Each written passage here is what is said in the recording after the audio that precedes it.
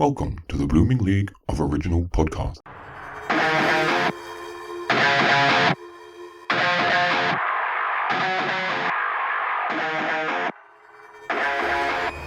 G'day and welcome to an extra presidential edition of Thrash and Treasure, the Torture Chamber musical comedy podcast where the host always needs to triple check that he's recording.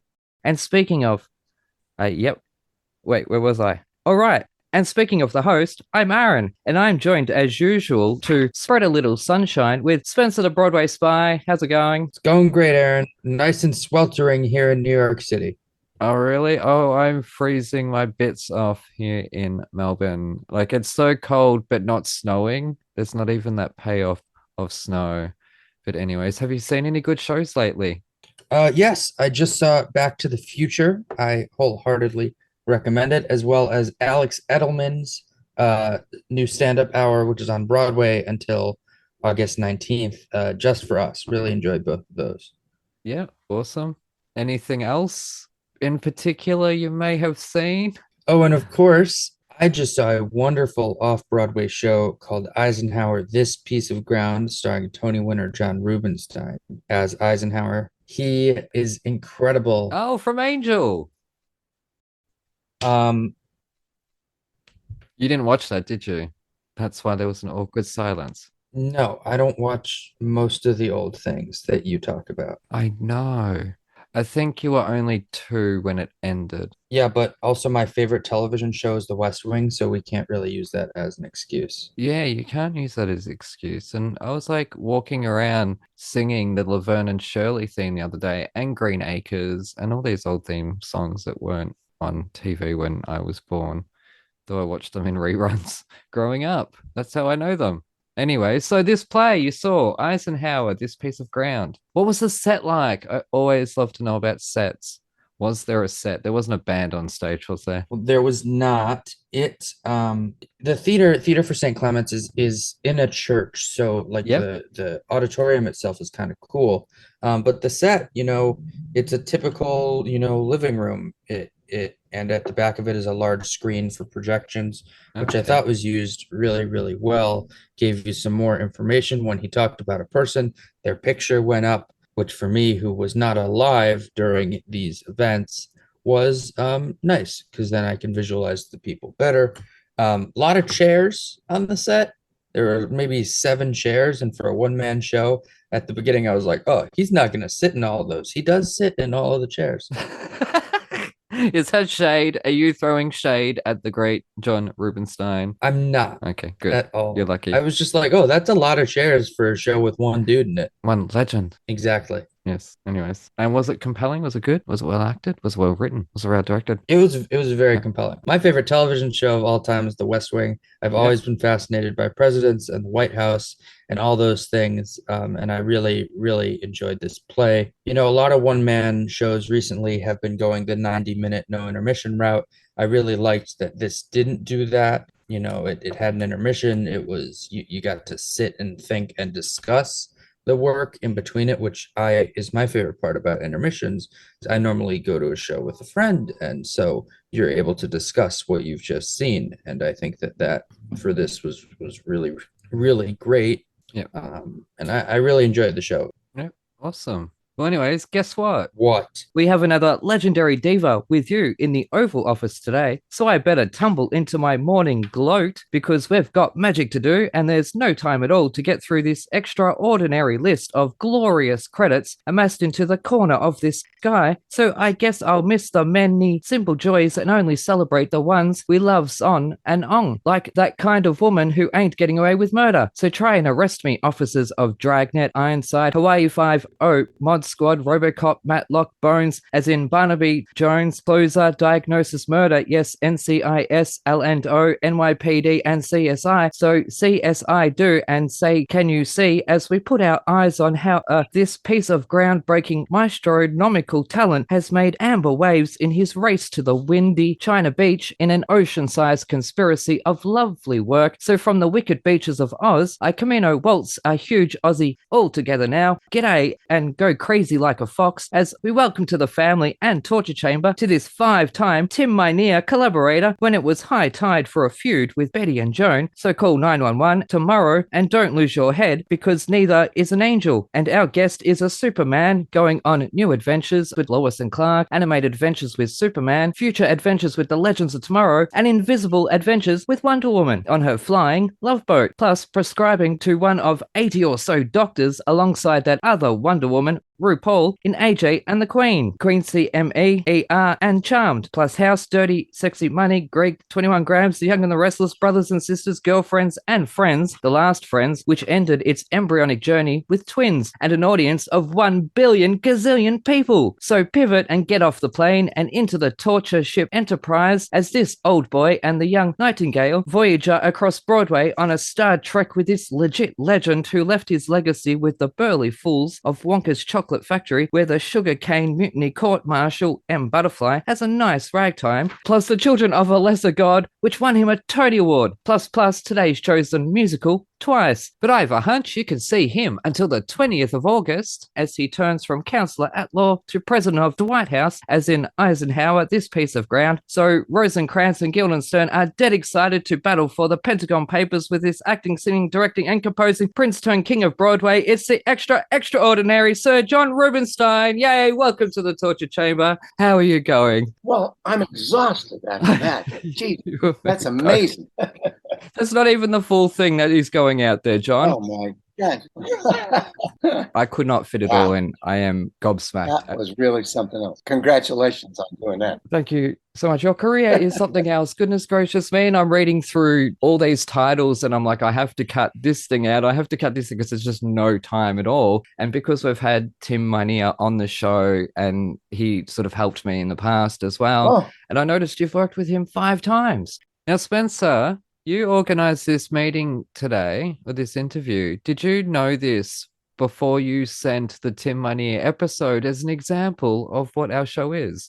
Or was that just an accident? It was not an accident. I was trying to send episodes that both you and I were on, and so that just happened to be one of them. You know, I sent a couple of my favorite episodes, and I tried to send some that the two of us did together as examples. So that one just happened to be one that we did together. So it was accidental, is what you're saying. And it just happened to have picked an episode that is somebody that John has worked with on Angel, Lois and Clark, at 911. He created that show. What else has he done? There's literally 5 titles in there that are his. Well, good for him for hiring me. What a good man he must be. I think he must be a Pippin fan. I'm guessing he's a Pippin fan. Yes, sir. So, Wait, did you say that he did Angel? yes. Oh, yeah, because, you know, I was on a bunch of episodes of Angel. Yep.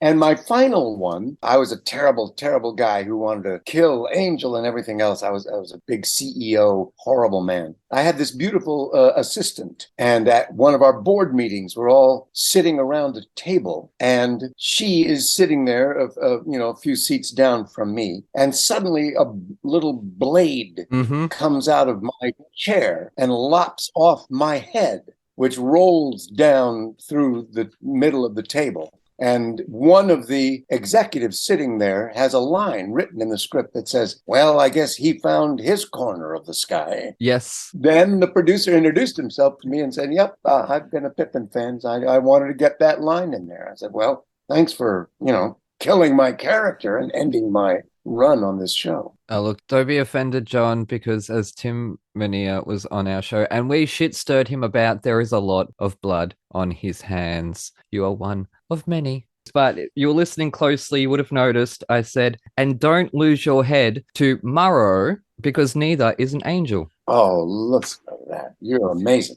Thank you very much. Well, actually, as Tim Minear said on this show, and Spencer was there, I'm if you will, a distant cousin or a second cousin of the Buffy Angel family, because 10, 12 years ago, I did crossword puzzles, and it was Tim himself that said about a Buffy crossword I had done, you've got to put this online. So I put it online, and within 2 years' time, I actually got published in Dark Horse Comics. Wow. Season 8, the final issue, which was written by Joss. They printed my crossword in there. And as you can see, it's autographed by Adam Baldwin there and Nathan Fillion on the front. So we're distant cousins, John. So welcome to my torture chamber. Lovely to meet you at last. Very lovely to meet you. Look, you know what? I've probably crossworded your name 100 times across musical theatre crosswords and Buffy crosswords. No doubt your name has popped up so many times. That's amazing. Yeah, I'm a crossword fanatic. I do the New York Times crosswords every day. Yeah. Yeah, I can't imagine how people sit there and make those up. They're such an intricate thing to put together. So I admire you for doing that. There's a lot of time and focus, but most people just use a program where they type in the words, they hit enter, and it will compile automatically. Oh, really? Mm-hmm. Wow. I don't. But anyways, enough on that. We'll move on because not apparently, you are doing Eisenhower, this piece of ground at the moment. Now, has it been a smooth term in office so far? Well, I don't know what you call smooth. Yeah, we did the show. It's a beautiful play, and it's written by a playwright who lives in Sacramento, and his name is Richard Hellesen, Hellesen. I just, every now and then, I just imagine somebody coming to me and saying, hey, write a 2-hour one-man show monologue for Dwight Eisenhower and make it interesting.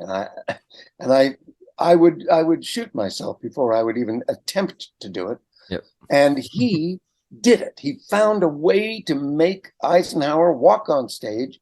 And from the very beginning, it's an actable thing. It's not a history lecture. It's not some kind of just a boring trip through history. It's a man dealing with his emotions, with his ego, and then with sort of larger considerations about what goes into a great leader or just greatness as a concept in human history. And so it's very interesting and it's wonderful to act. So a smooth passage, yeah. We opened it in Los Angeles. We got rave reviews. People loved it. It was inspiring. It's very relevant to what we're experiencing today politically in this country particularly, but still all over the world too. And so people leave the theater not only having learned a bunch of stuff about Dwight Eisenhower, who is to some degree a sort of forgotten president. People your age, even people my age, who lived through his presidency, sort of, oh yeah, he was bald. He played golf. He did a big deal in World War II beforehand. Yeah, let's move on. Kennedy came next. And so people leave our show having learned a lot about Eisenhower, but also having, I hope, gained some new perspective on today. And that's, to me, the most important part about it. I know. Well, I haven't seen it, obviously, because as our listeners know, I lament every week I am not in New York. But Spencer has seen it, so I'll let him take the next question. I'm a huge presidential, not historian, but I don't know. When I was a kid, I loved reading about it. I still do. It's just always something that I've loved. And then when I discovered The West Wing when I was a teenager, of course, loved that as well. And so this show was like a perfect intersection of all of my, favorite things.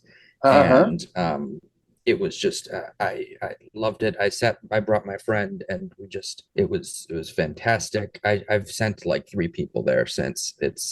I really, really enjoyed it. But I wanted to kind of hear from you what it's like to perform a one-man show, because first of all, it's got to be a little bit isolating, but also if you screw up, there's no one there to catch you. If you can talk a little bit more about what that is like. Yeah, well, I've had many friends and even, many people that I don't know, actors, who have done one-person shows. It's a sort of a genre, I guess. The first one I saw was Julie Harris doing Emily Dickinson. The Belle of Amherst was the name of that. Wow. And I saw Ian McKellen doing his Shakespeare thing where he played a bunch of different Shakespeare parts. And I always sort of entertained the idea because the main reason being that it's something generally rather simple to travel. Mm-hmm. So you can pick it up and do it one night in one town, another night in another town, or show up someplace and play a week if it's a bigger city. But it's something that you can do rather than always being, at the mercy of some movie or television studio or thing. You got to audition, you got to get the part. You got to go somewhere and shoot it for a week or 2 weeks. If it's a movie, it can be 2 months and 3 months. But this way you can have your little show and you can book it here and there and you can go and do it. So I always imagined, since I'm a musician, that I would end up doing something where I played the piano and sang, either, stuff from Broadway musicals or, pretending that I'm Jerome Kern or Cole Porter or something, and I would be him and talk about my life and then sing my songs. But there's so many talented people who do that. And all of the composers and all of those guys have been done by pianists who are so much better than I am, and singers who are way better than I am. So I sort of let that go. And I sort of gave up on it over the many years. And suddenly this play showed up in my email, sent to me by the director, Peter Ellenstein. And I read it and I said, oh, well, this is a possibility. And then I read it out loud for the two of them. And we all three said, yep, we got to do this. This is a real play. This isn't just a TED talk. It's something that has dramatic value to it, as well as being a piece of history. And so I did it. But this was the first one I'd ever done of this kind of a one-man thing. And to answer your question, it's daunting. It's scary. Part of the joy of being an actor, whether it's in a TV show or a movie or on stage, is teaming up with all the other people. You start your first day of rehearsal and you're in a cast of 5 or 10 or 60 or more, as was the case in Ragtime. And you meet everybody, and it's a new family, and you start slowly working together to put the piece together, and it comes off. Then you perform it for the audiences, and you become really close, intimate almost, with a whole bunch of people. And you love each other, and you depend on each other. And it's a great, great, great feeling of community and team effort every single night.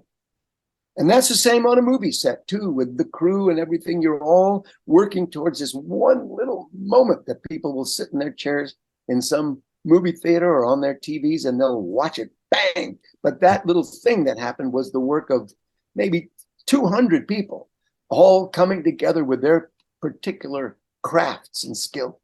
So when you do a one-man show, you walk into rehearsal and there's just you. I mean, there's the director, and the writer was there, and the stage manager, but nobody to team up with, and nobody to hold hands with, and nobody to go out to have a drink with, in the cast and talk about the play. And no.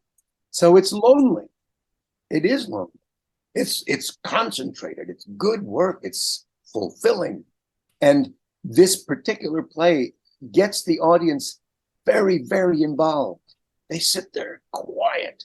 They drink it all in. And at the end, they have a sort of an explosion of emotion.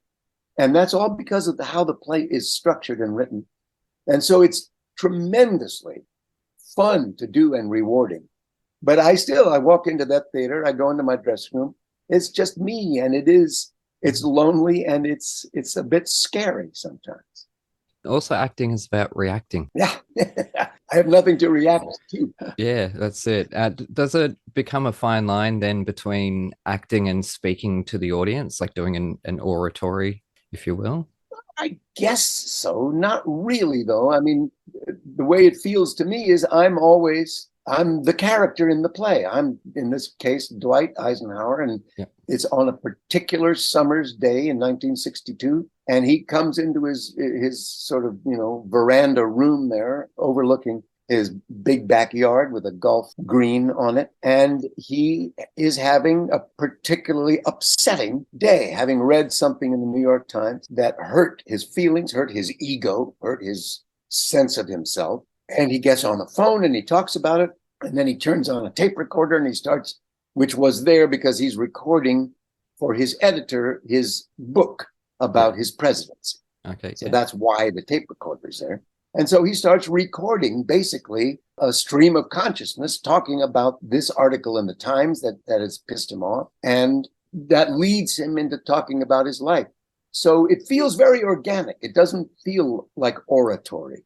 Yep. But for sure, just physically, there are many, many moments in the play where, although in whatever reality is there, I'm talking into the microphone of the tape recorder. Yep. But I don't just sit in one place and lean into the mic. I wander around the whole room. The mic presumably picks it all up. We both know that microphones in those days, these little teeny plastic things, it would have been pretty echoey and pretty terrible sound. Yep. But Ike doesn't care about that. He's just saying what he says. And I'm sure you could understand him. So we hear those old tapes from the Oval Office of Nixon, all those incriminating tapes that finally made him have to resign the presidency. And they sound awful. The quality of the sound is terrible.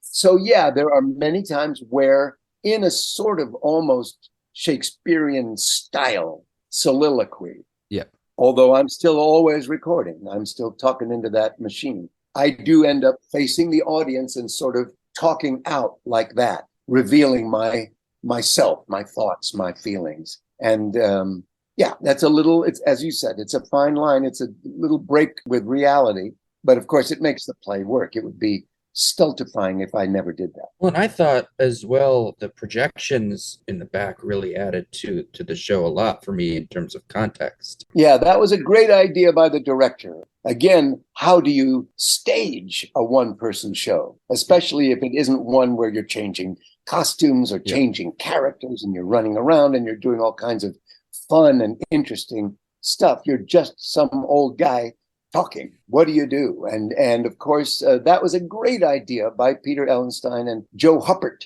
is the man who did all of those projections and also the sound in the thing. There's rainstorms and there's some music and there's different stuff.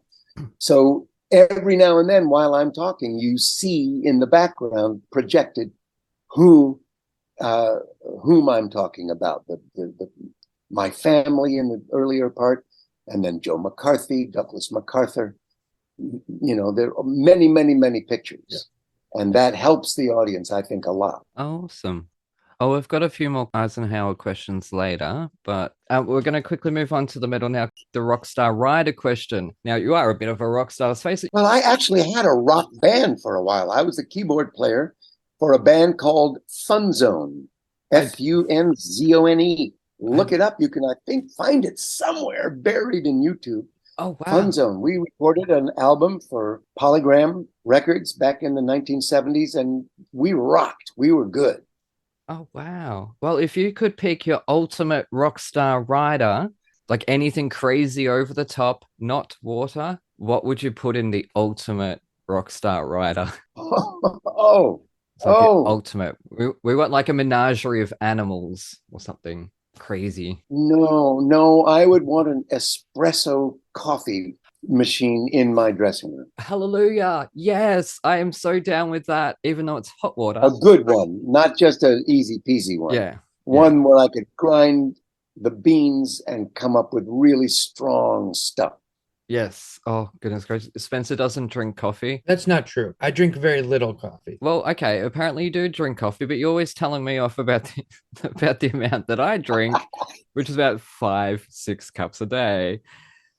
I'm trying to cut down. That might be too much. I don't know. A little bit too much. I don't know. Maybe not enough. Let's face it. It's not enough, John. Yeah, maybe not enough. Yeah.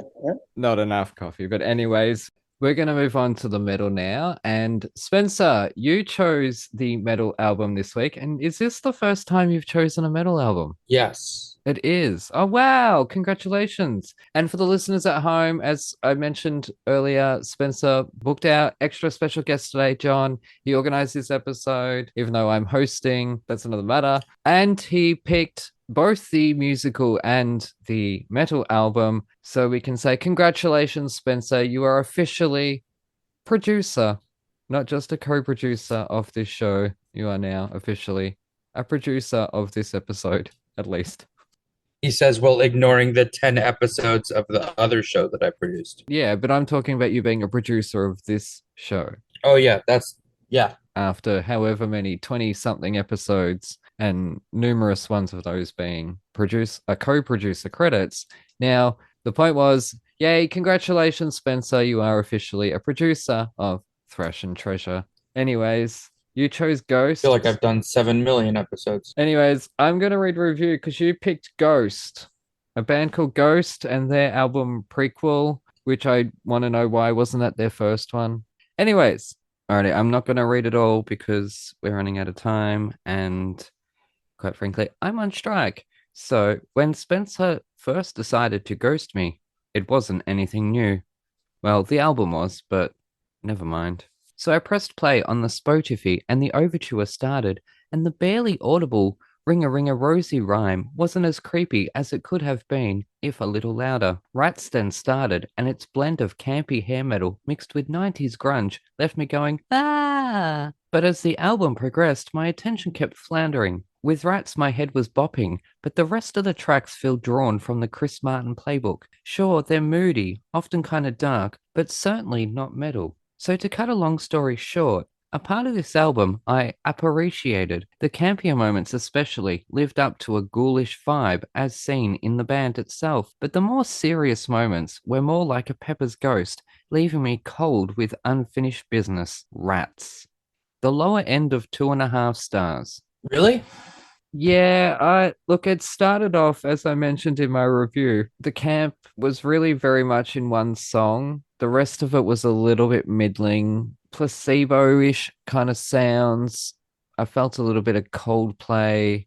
I didn't really feel the look of the album cover. I didn't feel the look of the band, and I didn't feel anything really metal beyond Rats, which I did enjoy that song and probably gets most of that 2.5 stars.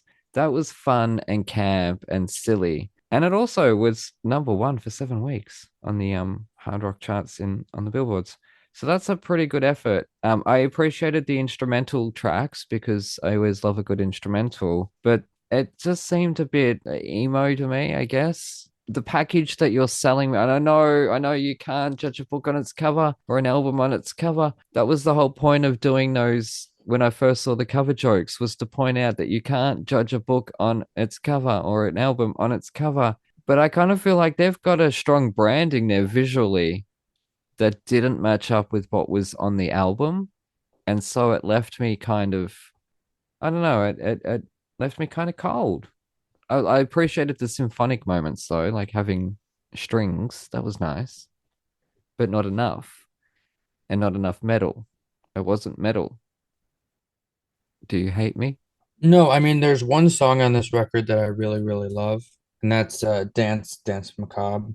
Okay, I didn't mind that one, but I wasn't like Rats. I wanted to hear again after hearing it the first time because it was just silly and Rats. Fun. There was no fun beyond that, I didn't think. Yeah, I mean, Dance Macabre is really the only song that like I really, really love on this album. Rats was too metally for me. It's not funny. Whereas the rest of the album wasn't metal enough for me. Yeah, but you also have to remember I don't like metal. None of us like metal, Spencer. That's why we're doing this show. Yeah, but you like it more than I do. I like fun, campy silliness. The members in the band are Tobias Forge, who plays Papa Emeritus, but on this album he was Cardinal Copia. But the rest of them are the nameless ghouls, so they literally could be anybody. But I thought that was funny just to have a bunch of minions playing that are nameless ghouls, and he's like the evil leader. But that branding didn't come through in this music. Not this album. Maybe on a different album. I don't know. They've clearly got a following. Hundreds of thousands, oh my God, hundreds of millions of listeners. Plus, there's a metal burger joint in Chicago that named a burger after them called the Ghost Burger that had a piece of Jesus and cheeses in it. So I had a piece of, the wafer, the bread that Catholics have at Mass. The body of Christ. It's meant to be the body of Christ. So that's why it has a piece of Jesus in the burger. And it was controversial, but I don't know if they sell it anymore because I looked at their website. Yeah, so they clearly got a following, is what I'm saying. That they got a burger named after them because they're a Swedish band, but the burger is in Chicago. So why did you pick them? Or just because I liked that song. Oh, just that one song. Oh, we've fallen into that trap before. We hear one song, we think, oh, this band might be cool, and we hear the rest of the album, and it's like, oh my God, no. So you chose it because of the one song. Oh, I thought there was maybe musical melodic reason for it. Like they're not lacking in talent or anything. And the disconnect for me was I get given this album that has this really crazy cover with this monster on it. Well, maybe that's the issue, is that you were looking at the album cover. Well, no, the issue was that there just seemed a disconnect between what they're selling me and what they actually are. It felt like a bait and switch, I guess. One of the instrumental songs, Helvetes Fonster. Bless you. Oh, you attempted a joke. Very good. You are moving up in the world, Spencer. Now, Helvetes Fonster, yeah, means hell window, which is a slang term for the side cleavage of medieval dresses. Okay, I thought you would find that interesting. I found it very interesting. How do you not find that interesting? It's literally a word for side cleavage. They're touring the USA in August as well. That's where I am. In USA, yeah. Now, Spencer, what did you think of this album after choosing it? So I'm going to be honest. I didn't listen to the whole thing until I chose it. And then when I chose it, I really liked it. And Oh, you're asking for my rating. I'll give it a 4. No, I thought it was good. I like the band name. you like the band name? It sounds cool. It sounds cool. It was really good. Anyways, all right, well, it looks like the ghost has finished its business. It's time for the sequel or an ad break. G'day listeners, Aaron here. With summer about to bring a whole lot of tourists to New York, we thought we better check out what are the hottest tickets on Broadway for this summer season. So for the next few weeks, Spencer the Broadway Spy is going to be diving into the Broadway box office to let us know what's selling like hotcakes. It's Spencer the Broadway Spy. For this week's Broadway box office breakdown, it is the week ending July 9th. I would like to remind you that this is a holiday week, but also July 4th is a holiday that tourists do not tend to come to New York, and the people who live in New York tend to leave. So most of the shows have had down numbers from the week before, but I'm sure next week we will see a rise back again. We have Neil Diamond, A Beautiful Noise, at 55% capacity. I really hope this show can make it through the summer. I really don't know if it will. Their problem is their audience is really on the older side and don't come to night shows. But once they hit September, they do 4 matinees, 4 night shows. And so if they can get there, then they'll stay open. But there's some really great performances in that show. Of course, we're Back to the Future with 6 previews, $1.2 million gross with 99% capacity. I saw the show last night and loved it. The technical elements are just so cool. And of course, you have Goodnight Oscar with Tony Award winner Sean Hayes finally making some money with $630,000. They're at 71% capacity, but it's a small cast. They're certainly making money at that point. Some other shows that I think if you'd like to see them, you should really try and catch them pretty soon is you have Grey House, which grossed $327,000 at 60% capacity. And of course, you have Life of Pi, which was actually up last week at 87% capacity, I'm assuming due to their closing announcement. And then, of course, some other shows that you should really try and catch is New York, New York, which grossed $630,000 last week at 70% capacity. This show has a $1.2 million running cost per week, which means they lost about $600,000 last week. I don't know how much longer the producers will be willing to do that, but this show is truly a love letter to the city. You should really try and catch it before it says goodbye to the St. James. Then we have Once Upon a One More Time, a Britney Spears musical with $616,000, 51% capacity. Their capacity is starting to worry me a little bit. It's a lot of fun. I think once they're able to get into the school year, this is a great show for moms to go on a night out, and for millennials to go to on the night out. So I just really hope this show is able to get to where it needs. Of course, we have Some Like It Hot with $796,000, 71% capacity. I don't know the show's running cost. I assume it's more than this, but it's a really great show, and I'm sad to see it at these numbers. Of course, we also have a new show The Cottage, directed by Jason Alexander, grossing $117,000 last week with 3 previews. They were at 85% capacity. I'm seeing it in the next couple weeks. I'm very excited. It has an all-star cast of Broadway legends and some newcomers, and it's supposed to be really, really funny, of course, with direction by Jason Alexander of Seinfeld fame. Then some shows that are doing really well. We have, of course, MJ, which has been doing fantastically ever since it opened in December of 2022. We have, with $1.5 million, 94% capacity. You can see most of these capacities went down last week. That's just because no one wants to be here for the 4th of July. They're going to the Hamptons, and tourists aren't coming here because they assume that it's going to be chaos, which it was. Then some other shows that I'm really excited about that are coming soon is we have the new Jaws play, A Shark is Broken, starring Alex Brightman, Ian Shaw, and Colin Donnell. And we'll start to see numbers for that in about 3 weeks. And then, of course, we have in the upcoming weeks, we have El Mago Pop, which is a 1-week run of a illusionist and magic show at the Barrymore. So I'm excited to see what the numbers for that are as well. And that was this week's box office breakdown. And we're back with Thrash and Treasure. I'm Aaron, that's Spencer the Broadway Spy, and we are joined by Tony Award winner John Rubinstein, and I am saying that right. Yes, thank you for saying it right. People very often mispronounce it, but no, you got it right.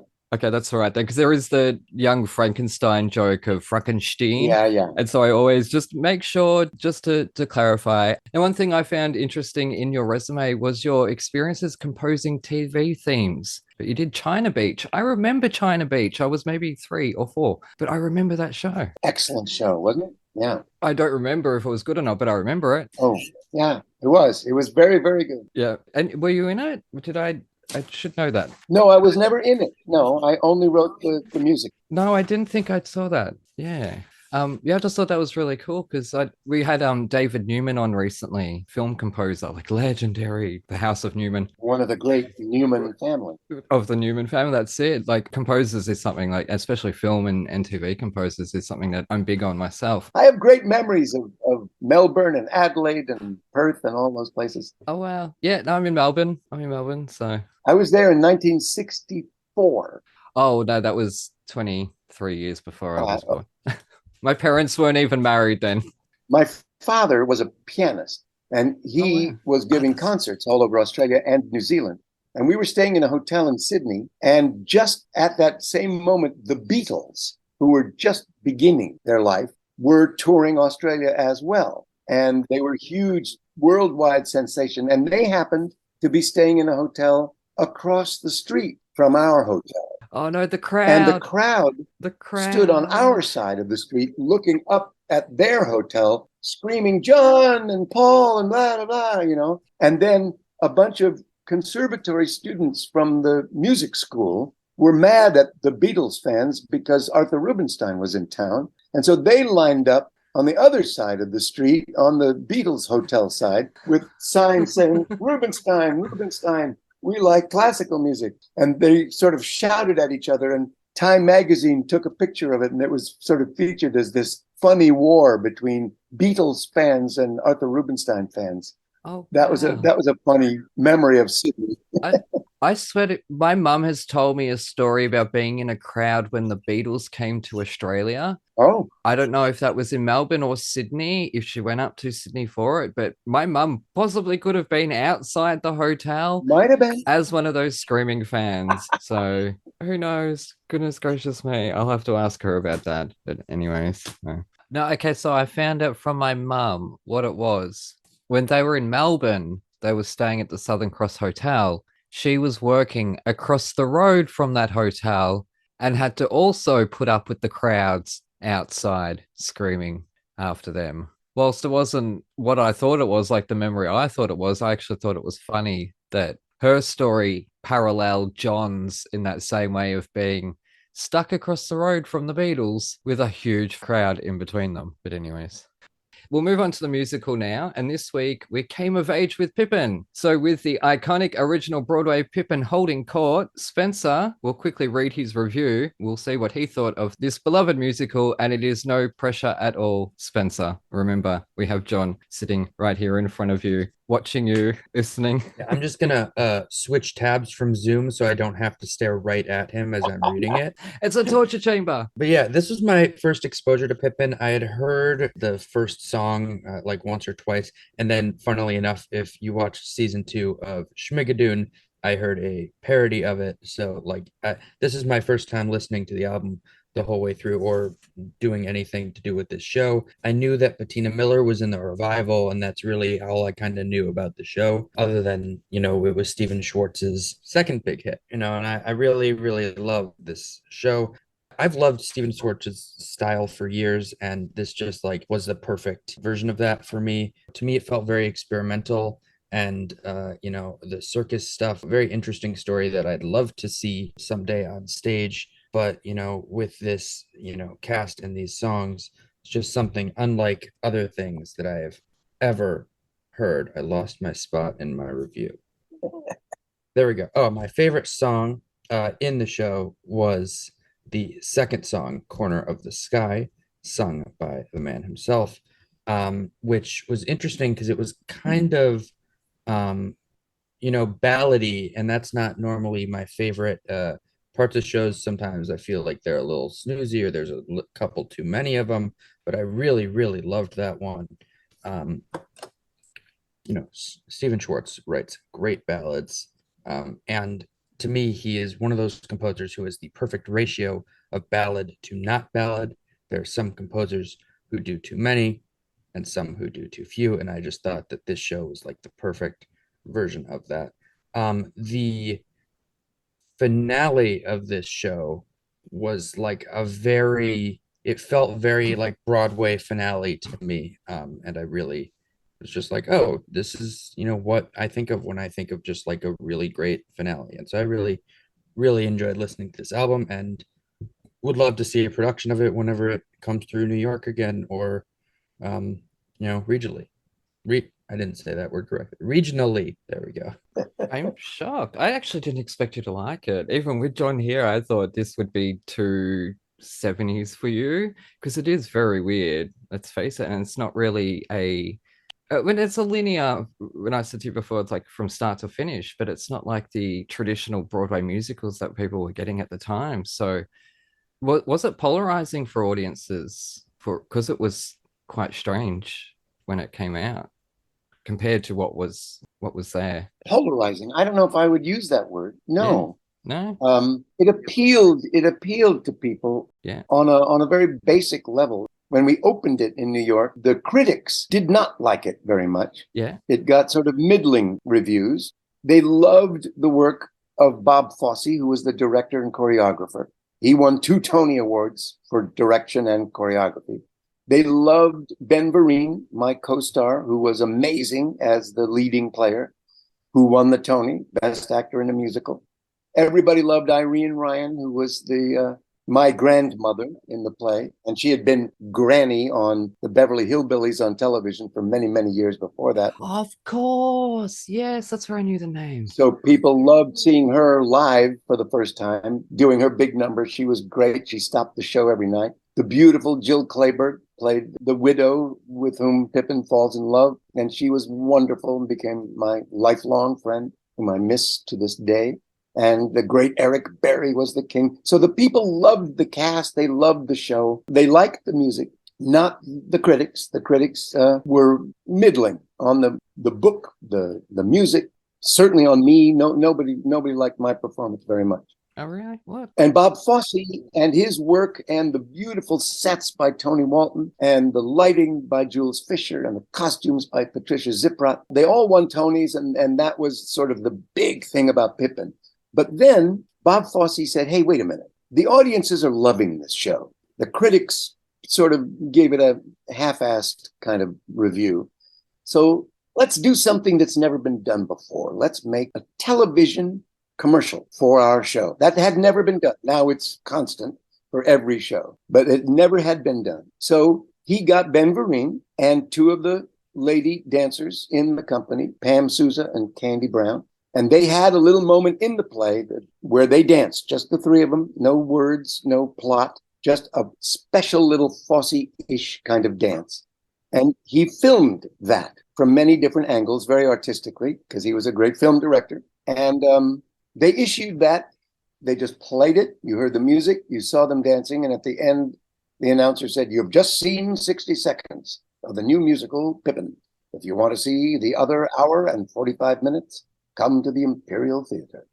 And that sold the tickets, and we became the biggest hit. And we ran for over 5 years. Oh, wow. And Pippin is done in perpetuity for the last half century in every school, high school, college, everywhere. And it was finally revived in 2013 by Diane Paulus, who had a completely different take on it than Fosse did, which was the circus, which you said you liked. The first one wasn't circus at all. It was commedia dell'arte. It was a whole different kind of background. But basically, it's the same show, and it's adaptable because it is, as you said, weird.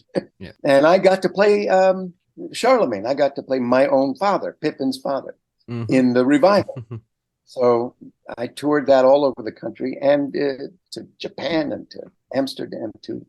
So yeah, I love that show. Oh, wonderful. It's funny, as an 18-year-old, I didn't relate to the line, "Why do I feel I don't fit in anywhere I go?" But as a 38-year-old, I totally relate to that line. One person at your performance inspired was Craig Biocco, who was a 13-year-old. His family was his mum and dad, actually would have been his mum and his stepbrother, I guess. Cut that out. Yeah, okay, so they were in the city. They were going to the theater to see this Pippin. Craig wanted to stay in the car, but they said, "No, you've got to come." And that's part of the reason why he's an actor today. Oh my gosh. Wow. Well, it was pretty exciting. It was I didn't miss shows. I try to be very, very loyal and never, if I don't feel well, I do the show anyway. But finally, there was a time that first year of Pippin, I guess about 10 months in, where I had some sort of whooping cough. I could not show up on stage without coughing. So I didn't do the show, but I didn't feel terrible. So I went to see it standing in the back for the first time, and it blew me away. And I'd been doing it for months and months and months. But when you're on the stage, you just don't see it that way. And you're working hard and you're doing what you need to do. So standing in the back and looking at it, I get why so many people come up to me still now and say, "Pippin changed my life, whatever, made me want to be an actor, made me this, that." So, yeah, I get it. Yeah. It had a lot of hits, like the Jackson 5. Michael Jackson recorded hits from this song. Like this was back in a time when musicals could create hits that were on the radio, and we're just not there anymore. It's so Well, that was a sad. funny story.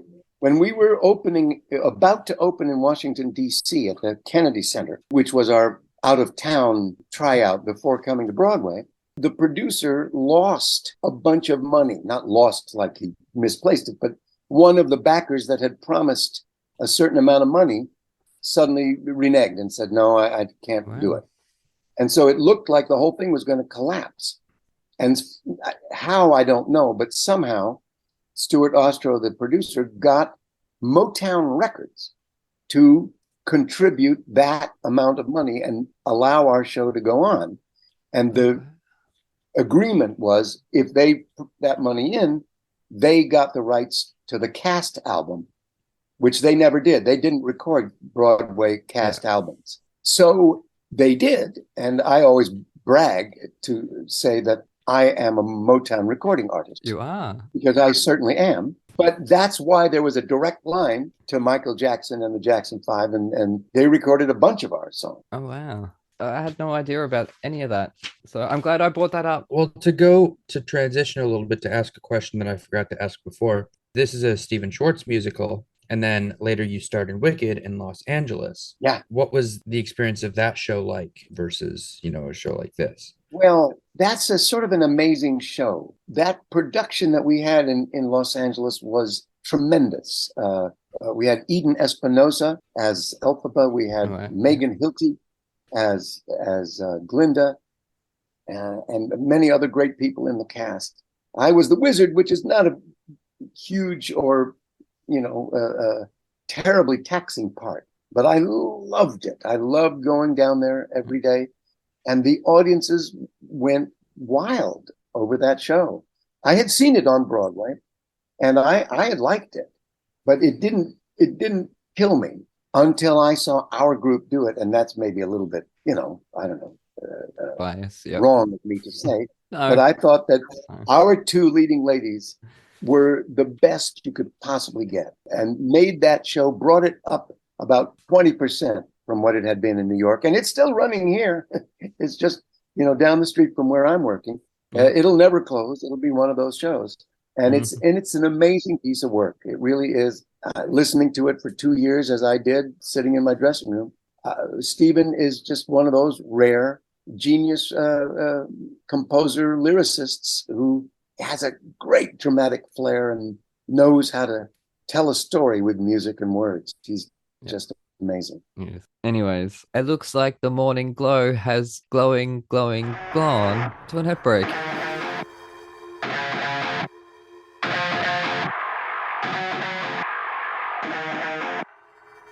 G'day listeners, Aaron here. While you're topping up your coffees, did you know that you can support our show and go on a fantastically scary adventure at the same time? Go to www.thetonistantales.com/bookstore to grab your copy of The Toniston Tales, a darkly funny Aussie trilogy about a young boy who rescues injured animals in his spare time and the roller coaster ride he's taken on by a literal fish out of water. Written by me, the village idiot of Thrash and Treasure, you'll come to love Toniston Turnbull and the dozens of wacky characters that he meets along the way. And here is a sneak peek.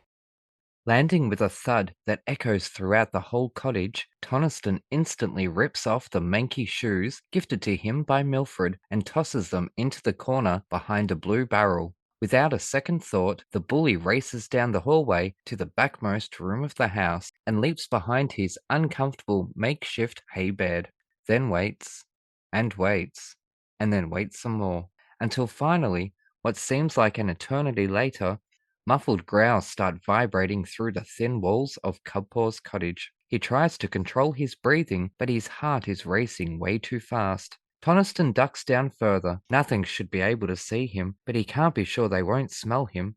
The gruff growling grows louder. Toniston presses his ear against the cold, chipped, chalky wall. He thinks he can make out phrases like, "Where is it?" and "Give us the merge," though not much else. It's all too mumbled, and he's shaking too much. But it doesn't matter anymore. The front door of the cottage slams open with a harder, louder cracking thud than it ever had before. A dozen or so stomping footsteps enter. The cottage shakes uncontrollably as if it is as terrified as our friend the bully is. Toniston panics. He's trapped in a corner with a slew of sharks on his trail. He makes a sudden rash decision. Ripping aside the thick animal hide curtain, Toniston leaps through the small oval-shaped window head first, landing on a crate filled with hay sitting outside it, mustering every ounce of manliness he has not to react verbally as he lands with a crunch on the sharp, pin-like hay. It pierces his skin in several places, but thankfully, in his panicked state, the bully becomes numb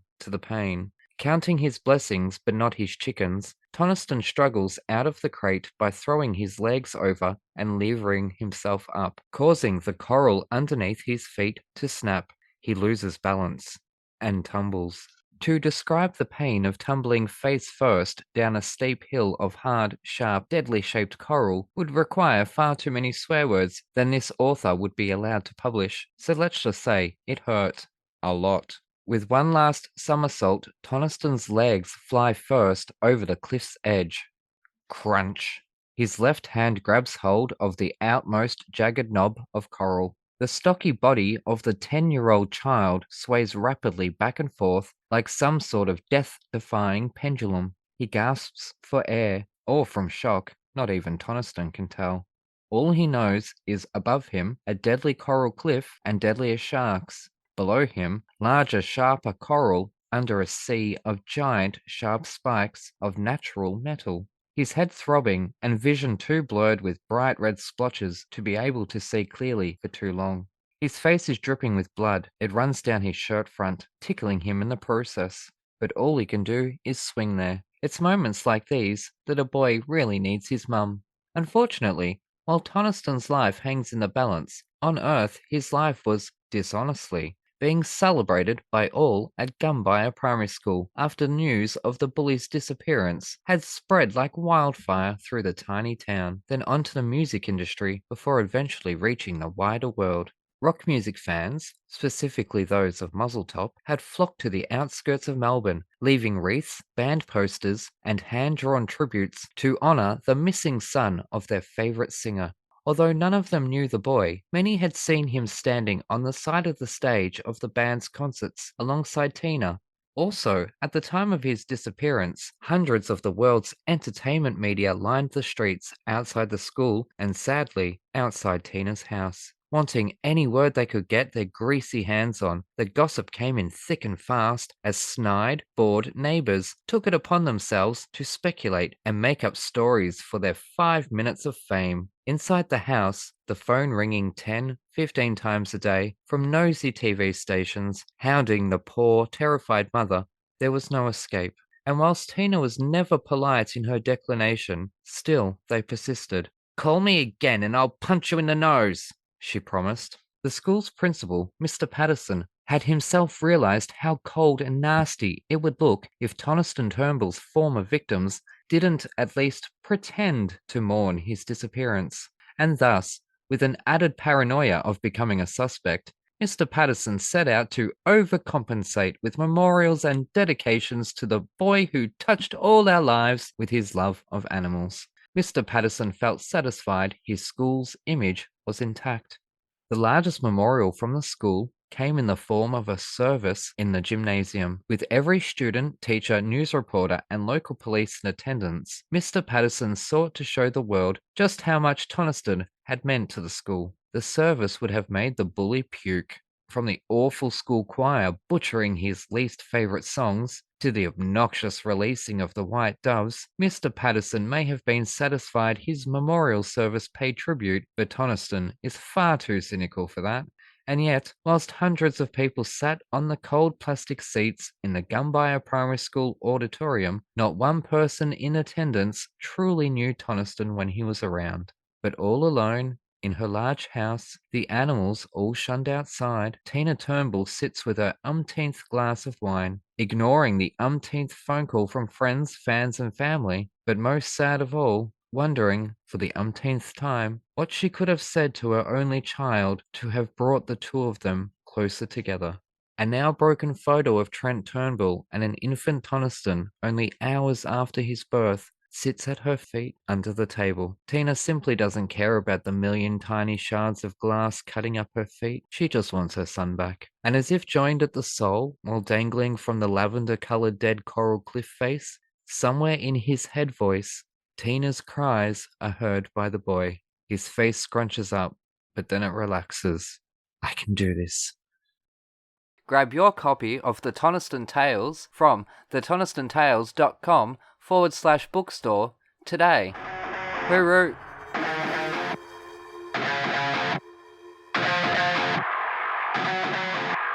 We're back with Thrash and Treasure. I'm Aaron, that's Spencer, and we are joined by the remarkable Mr. John Rubinstein, and I am so thrilled, honestly, to have you on my show. But anyways, before we get back onto Eisenhower, I'm curious about something. As I mentioned, you were part of the final episode of Friends. A groundbreak, well, not groundbreak, but still, I like right now, I get goosebumps thinking about it. I watched it earlier today and cried for the 10th time watching that same bloody episode. Was there a noticeable excitement? There must have been a noticeable excitement or even a sadness in the air. Oh, yeah.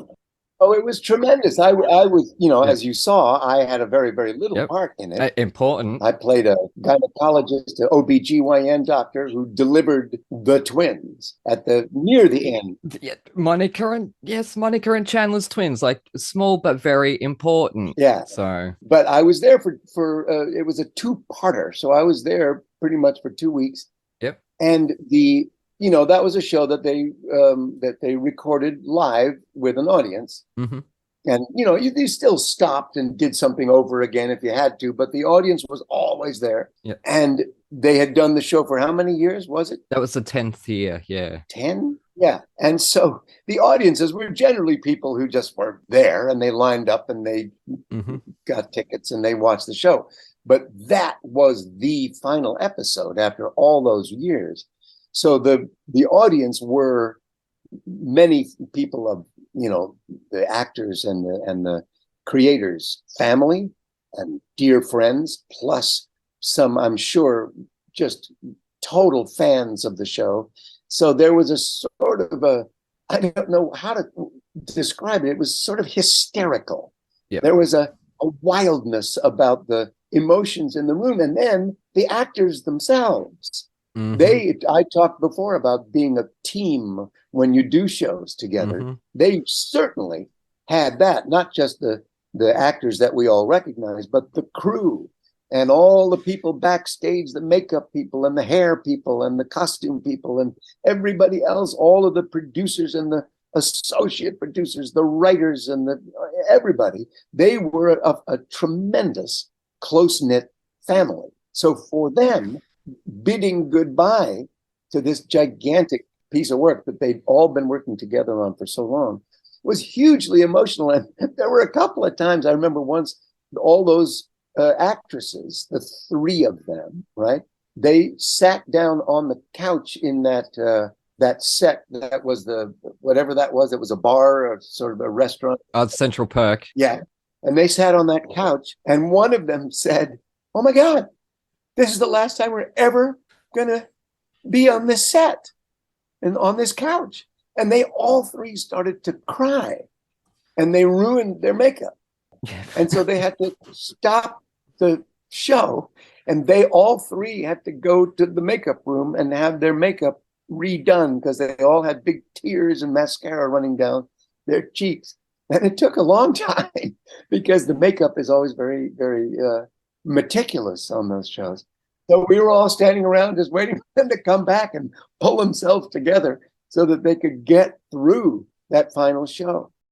And then there were moments where, I mean, in my little scene, when I pulled out that second baby, because nobody was expecting it, right? It was supposed to be just the baby, and then suddenly it was twins.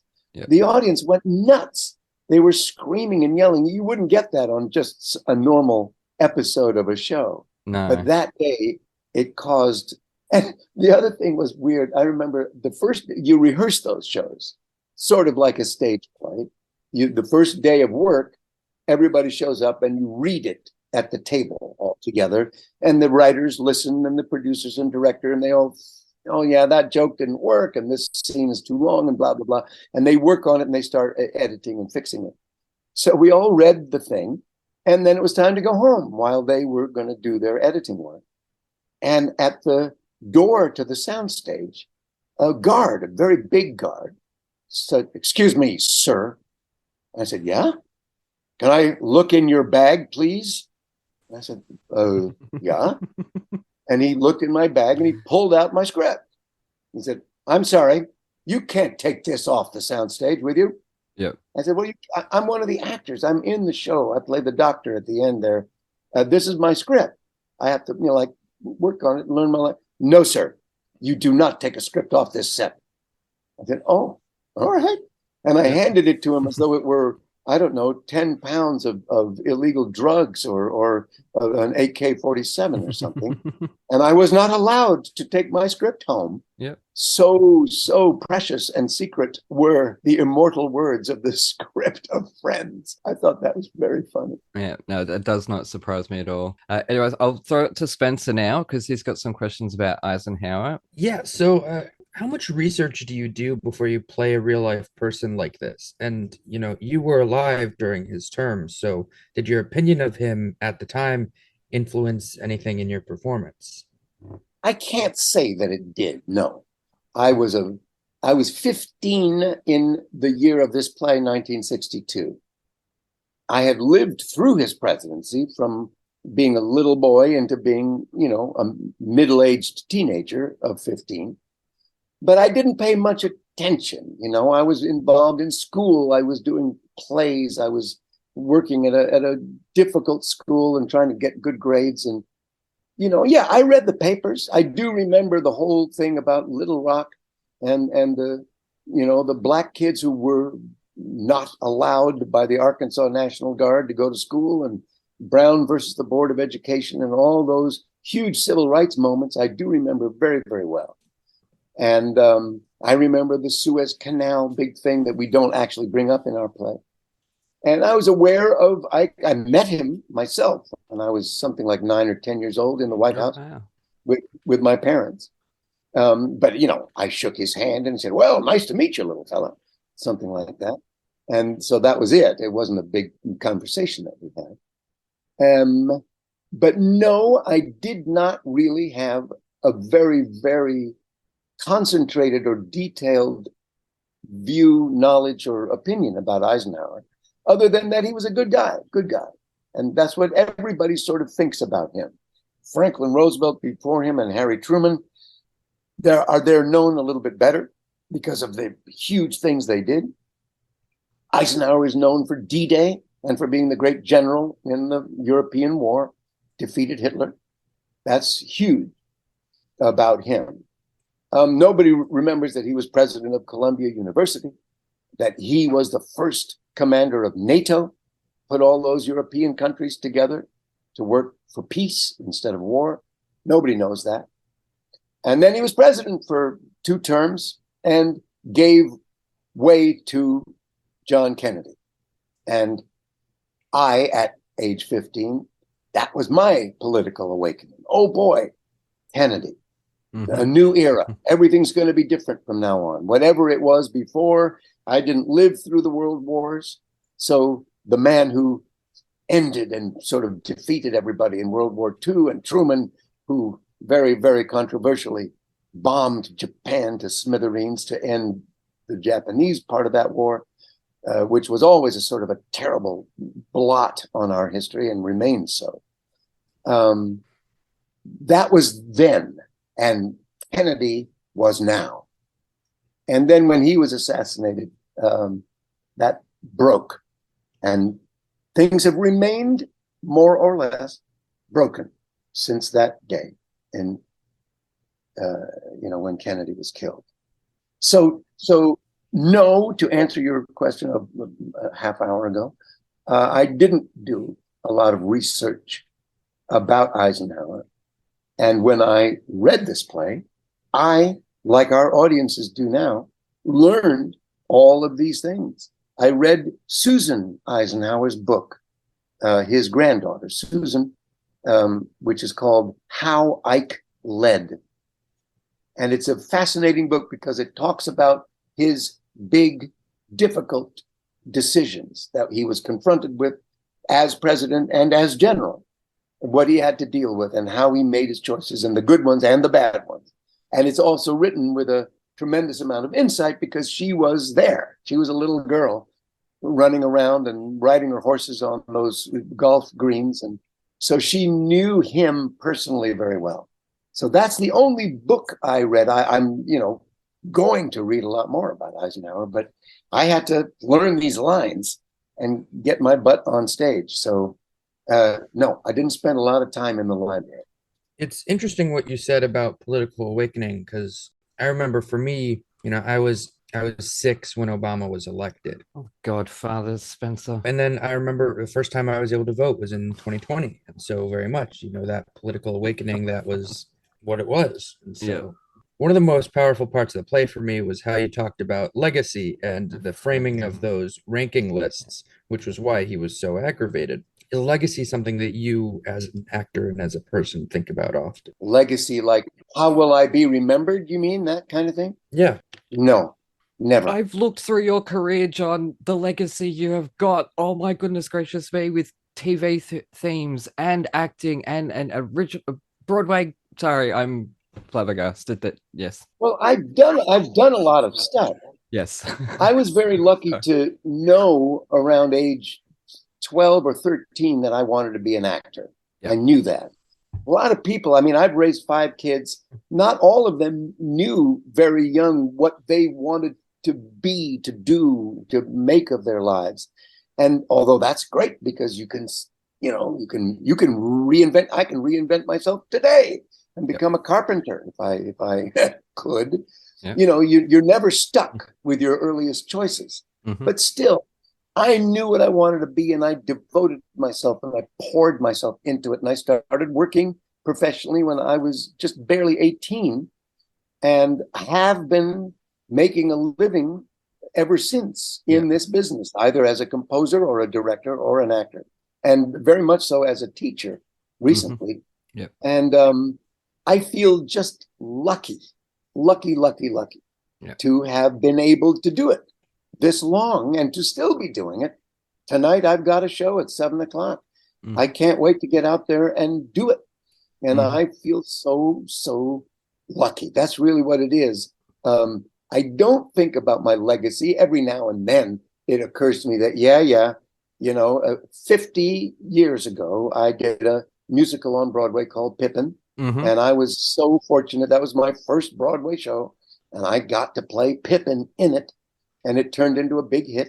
And so the first line on my obit, if that were tomorrow or if that were in 20 more years, it'll be, "Oh, he was Pippin," Yeah. So I guess that's going to be my legacy, and I'll be curious what they say second, third, fourth, and fifth.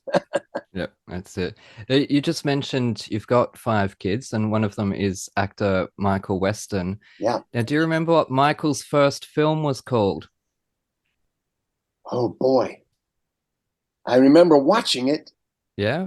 in a screening room and being bowled over by, to use a sort of a industry term, his screen presence. Mm-hmm. He has the very light blue eyes of his mother. I just remember those eyes. I looked at him. It was a close-up early on in the film, and I said, "Oh my gosh, he's got it.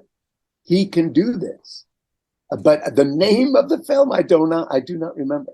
Yeah. It might not have been his first film then. Oh, well. But I'm just quickly checking that as quickly as I can. This was his first. Because if we look over my shoulder, John, he was also in a movie called Coyote Ugly. Oh, yeah. No, Coyote Ugly came quite a bit later. Okay, oh, that's right. It was first on his IMDb. Not IMDb, on Wikipedia. And I'm like, I have that poster. I can put it up. Because I always try to match the poster with the guest. Yeah. But only once have we had a bingo. Oh, my God. Only once. And this is an almost bingo.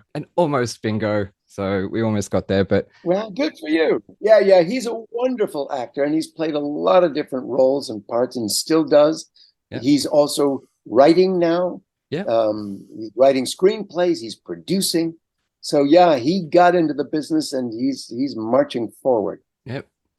Taking after you very much. Just back on Eisenhower, in terms of acting, which this piece of ground is a one-man play, so it is just you doing it. Is there have you developed any sort of key signatures in your acting style, or even in directing, I guess, over the years that audiences may be able to look out for, that when someone sits down in a John Rubinstein show, they know that's what they're getting? No, I would say no, I don't. I try to be truthful. Yeah. And even when playing crazy characters, I played crazy people. I remember RoboCop just happens to jump to my mind. It was a television series based on the movies. And I played a madman. I played several. And the RoboCop one was, obviously cartoonish and futuristic and crazy. Yeah. But I tried to make him a guy who meant what he said, who was real. That's the term that I use when I direct younger actors or when I teach. Mean what you say. Yeah.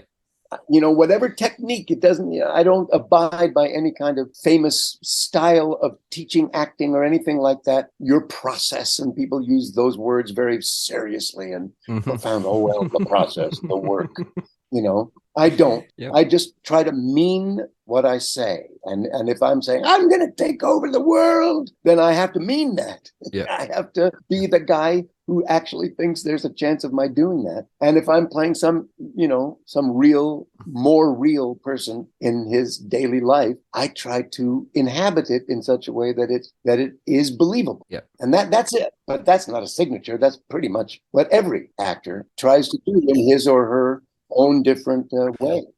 We hope they do. Let's just say that. We hope they do. Yeah, Yeah. I can't pretend I've always Yeah. been convincing with what I've done, but That's that's it. at least my aim. Yeah. Now, during the week, I listened to a gripping piece of theatre that you had performed in, Through Roses. Oh, For our listeners, it was a play about a Jewish violinist in a concentration camp. I didn't see any visuals, but I do have to ask, and you're talking about the truth in the part and stuff like that. Did you learn to play the violin for the part? Was that you playing on it? no, No? Okay, you were acting no. it? Yeah. Good. Thought I should ask just to clarify. Yeah, no. Thank you so much. Well, it's fun talking to you guys, I have to say. Thanks so much. Such a privilege, and as a member of the Buffy family, it really is such an honor to have another guest. I think last week's episode with W. Earl Brown, I think he was in Angel. He's done another 200 shows and movies. He was in Deadwood and Something About Mary. He was in Scream. Who was he in Deadwood? Oh, I can't remember. I loved that show. I can't remember. He was Oh, I'll look him up. one of the main people. Uh-huh. Dan Doherty. I don't know. I didn't watch it. And he was in the movie. But yes. Anyway, so just quickly, where can people find you on the social media? Or are you not on the social? I don't do Yeah. social media. No, I sort of try to stay to myself because it's sort of an overwhelming tidal wave of stuff that you then have to spend an enormous amount of time every day dealing with. I Yes. love to talk and deal with my fans.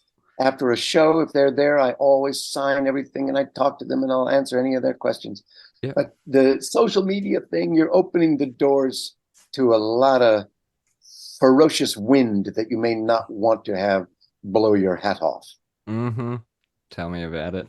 Yes, no, I envy you. Something shocking. And if you're ever in Melbourne, I am going to hit you up to sign my Buffy comic because anyone that I ever meet Okay. that is part of the Mutant Enemy family, I want them just because it's my work. I don't collect autographs, but this is my work. So, well, I'm a crossword fanatic, so send me some of yours. I'll send them through Brett. I make used to make musical theater crosswords. So it's like all theater, ballet, opera, I would love it. plays, stuff like that. As I say, your name or Pippin, stuff like that is probably in it 1,000 times. That's really funny. No, goodness gracious me. But anyways, we'll let you go. We won't keep you any longer because I'll get in trouble with the PR. Thank you so much for joining us. Thanks so much, John. It was really a pleasure to talk to you and to see your show. Thank you both. I enjoyed it so much. Good luck with everything.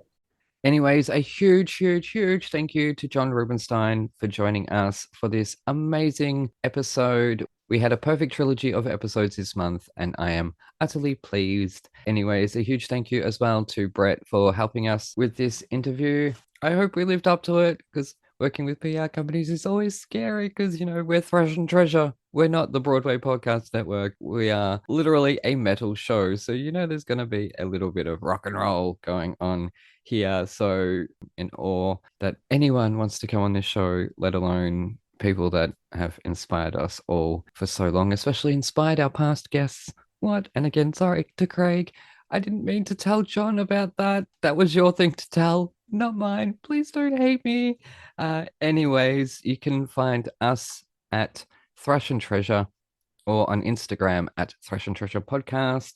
We're also available Patreon and YouTube at Blooming Theatricals. We're going to take a couple of weeks off because, quite frankly, I need it. We produce these 3 episodes, quite quickly, and it's very, very taxing. So we've also got to focus on Spencer's and the EGOT Goes To podcast, which you can find on the Bloop Network across all podcasts. Now, if you're in the Utah area, be sure to check out Charlie and the Chocolate Factory, where you can see Mr. J-Wags playing Willy Wonka. He is truly an amazing performer. He is so funny, so talented. Do not miss him playing everyone's favorite creepy uncle, Timothée Chalamet.